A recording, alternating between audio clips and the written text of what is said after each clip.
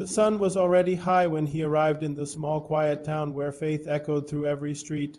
A mosque stood proudly at one end of the road, its minaret kissing the sky, while a church gleamed across from it, its cross glinting in the sunlight. Between them stretched a market full of people from both faiths trading, laughing, living side by side. The Imam had come not to preach but to observe. He was known for his wisdom and gentleness, a man of deep conviction who had spent his life guiding others through the words of the Quran. Yet something within him had grown restless, an unspoken longing to understand how others sought the same God he bowed to 5 times a day. One Sunday morning, driven by curiosity and perhaps divine direction, he did something that would later shake both his followers and the community. He walked into a church. The congregation fell silent as he entered. Eyes widened. Some whispered, others stared, but the pastor, an older man with calm eyes, gestured to him with a smile and said, "You are welcome, brother. Don't forget to like, share, and subscribe to our YouTube channel for more powerful, thought-provoking stories that bridge faiths and open hearts." The Imam took a seat at the back. The choir sang, the organ played, and the voices of worship rose like incense to heaven. He listened to every word, not as a skeptic, but as a seeker. The sermon that day was about love without boundaries. As the pastor spoke, the Imam found his heart trembling. The message was not foreign.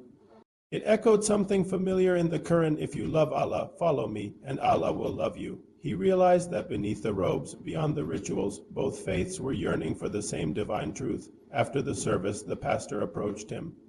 They spoke for hours about prophets, revelation, prayer, and peace. There was no debate, no argument, only understanding. That day began a friendship that would change both men's lives. Weeks turned into months. The Imam began to attend interfaith meetings with the pastor. They visited orphanages together, fed the poor, and led prayers for peace, sometimes in the mosque, sometimes in the church. People talked, some ridiculed him. Others admired his courage, but the Imam had found something deeper than approval. He had found unity in diversity, the understanding that faith was not about walls but hearts. One evening, under a sky painted gold by the setting sun, he stood outside the church again. The pastor joined him. Together they prayed not as Muslim or Christian, but as men seeking the same Creator. Tears filled their eyes. When the Imam left that night, he carried no new title, no conversion, only a greater revelation that God's love cannot be confined by religion. He walked into a church as an Imam and left as a man transformed not by doctrine, but by love. Sometimes the truest faith is found where we least expect it.